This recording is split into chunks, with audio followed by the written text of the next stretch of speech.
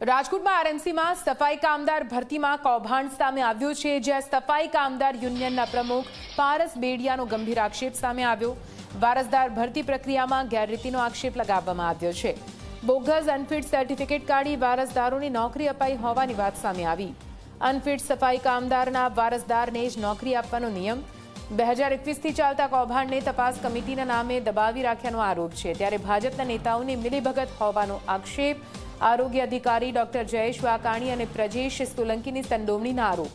ભાજપના નેતા અને સફાઈ કામદાર નિગમના પૂર્વ ચેરમેન મુકેશ પરમાર, શ્રાવણ, દીપક વાઘેલા, એસડબ્લ્યુએમનો કાયમી પટ્ટાવાળો ભગીરથ સહિતના લોકોની સંડોવણીનો આક્ષેપ લાગ્યો છે।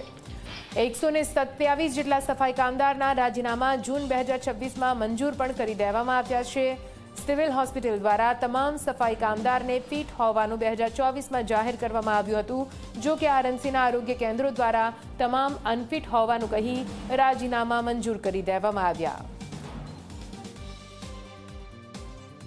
રાજકોટ મહાનગરપાલિકાની અંદર જે સફાઈ કામદારો જે કામ કરતા હોય છે તે સ્વૈચ્છિક નિવૃત્તિ માટે પોતે અનફિટ છે આ પ્રકારનું સર્ટિફિકેટ છે તે રજૂ કરવાનું રહેતું હોય છે ને તે બોગસ સર્ટિફિકેટ છે તે રજૂ કરવામાં આવ્યા હોવાનો આરોપ સફાઈ કામદાર યુનિયનના પ્રમુખ પારસ બેડિયા છે તેમના દ્વારા લગાડવામાં આવ્યું છે। આપણી સાથે પારસભાઈ છે, તેમની સાથે વાત કરીશું।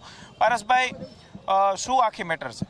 આખી મેટર એ છે, રાજકોટ મહાનગરપાલિકામાં જે કાયમી સફાઈ કામદારો હોય છે એનો આ સ્પેસિફિક રાજીનામાની એક પ્રક્રિયા ચાલુ હોય છે, એક વ્યવસ્થા ચાલુ છે કે ભાઈ એ સફાઈ કામદાર છે, કાયમી સફાઈ કામદાર એ રોગના ભોગ બને અને કોઈ પણ રોગ પ્રવેશે શરીરમાં તો એના મેડિકલના આધારે રાજીનામા મંજૂર થતા હોય છે।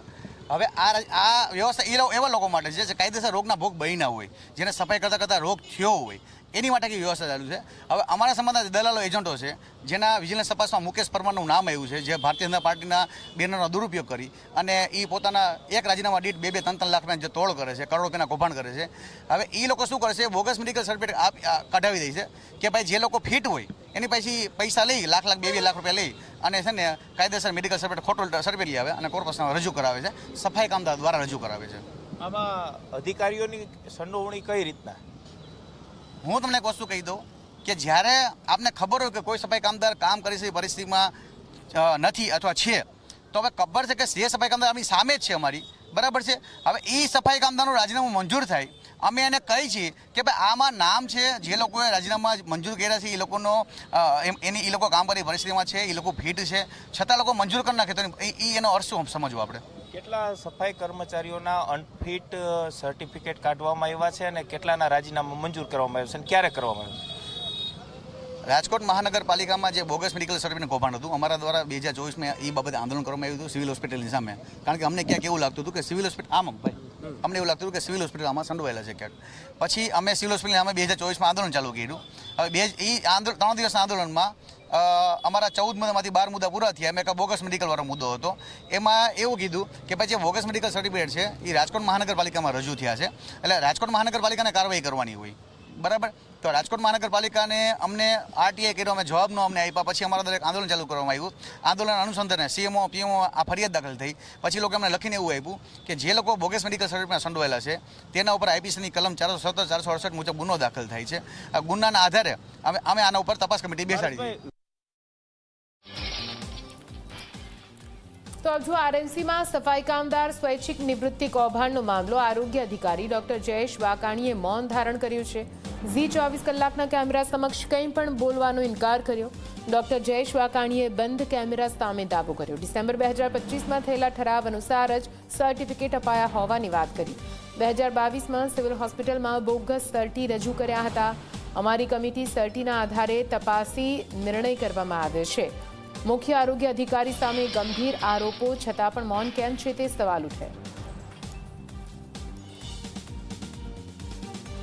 રાજકોટ મહાનગરપાલિકાના સફાઈ કામદાર જ્યારે સ્વૈચ્છિક નિવૃત્તિ લેતા હોય ત્યારે તેમને પોતે અનફિટ છે આ પ્રકારનું સર્ટિફિકેટ છે તે રજૂ કરવાનું રહેતું હોય છે અને આ અનફિટ સર્ટિફિકેટની અંદર એક કૌભાંડ છે તે ચાલતું હોવાનો આરોપ રાજકોટ સફાઈ કામદાર યુનિયનના પ્રમુખ પારસ બેડિયા દ્વારા લગાવવામાં આવ્યું છે. G24 કલાકની ટીમ અત્યારે ડૉક્ટર જયેશ વાકાણી જે આરોગ્ય અધિકારી છે તેમની પાસે તેમનો શું વાત છે, શું હકીકત છે તે જાણવા માટે પહોંચી હતી, પરંતુ ક્યાંક જયેશ વાકાણી છે તેમને મીડિયા સમક્ષ આવવાનો ઇનકાર છે તે કરી દીધો હતો, એટલે કે કેમેરા સમક્ષ બોલવાનો ઇનકાર કરી દીધો હતો. પરંતુ ક્યાંક તેમના દ્વારા જે રીતના પોતાનો ખુલાસો છે તે કરવામાં આવ્યું છે અને તેમને સ્પષ્ટ કહ્યું છે કે રાજકોટ મહાનગરપાલિકાની અંદર જનરલ બોર્ડમાં જે ઠરાવ કરવામાં આવ્યો છે તે જ ઠરાવ મુજબ જે તેમને સર્ટિફિકેટ છે તે આપવામાં આવ્યા છે અને આરોગ્ય કેન્દ્ર અને ખાનગી હોસ્પિટલમાંથી જે ફિટનેસના સર્ટિફિકેટ આપવામાં આવતા હોય છે તે જ આધારે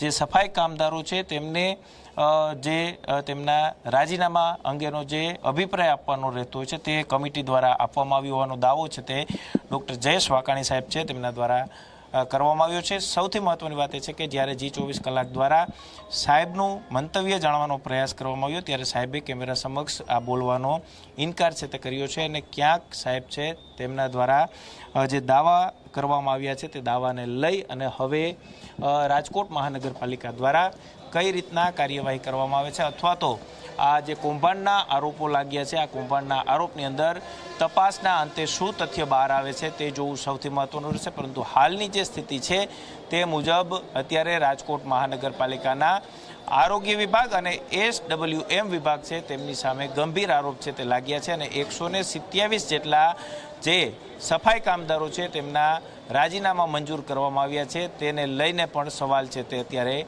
ઊભા થઈ રહ્યા છે. ત્યારે હવે રાજકોટ મહાનગરપાલિકાના મ્યુનિસિપલ કમિશનર તુષાર સુમેરા અને તપાસ કમિટી કઈ રીતના તપાસ કરે છે તે જોવું સૌથી મહત્વનું રહેશે. કેમેરા પર્સન ઉદય પવાર સાથે ગૌરવ દવે, ઝી મીડિયા, રાજકોટ.